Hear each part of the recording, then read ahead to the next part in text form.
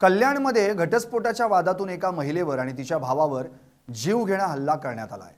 महिलेवर तिच्या पतीने आणि सासरच्या लोकांनी हल्ला केल्याची माहिती समोर आली आहे। रुखसार असं महिलेचं नाव आहे, तर तन्वीर खान असं आरोपी पतीचं नाव आहे। त्याला पोलिसांनी अटक केली आहे। घटस्फोटाच्या संदर्भात चर्चा करण्यासाठी पीडिता आणि आरोपी पतीच्या कुटुंबियांची बैठक झाली, मात्र बैठकीवेळी वाद चिघळला आणि रुखसारला मारहाण आणि शिवीगाळ करण्यात आली।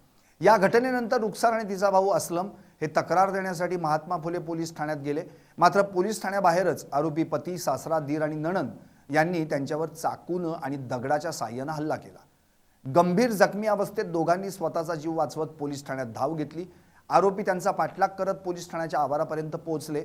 या हल्ल्यात रुखसार आणि तिचा भाऊ असलम या दोघांनाही गंभीर दुखापत झाली आहे। त्यांच्यावर मीरा रुग्णालयात उपचार सुरू आहेत।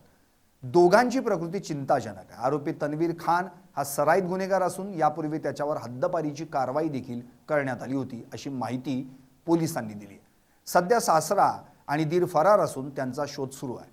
या घटनेमुळे परिसरात भीतीचं वातावरण पसरलंय। आरोपींवर कठोरात कठोर कारवाई करण्याची मागणी नागरिकांकडून केली जाते।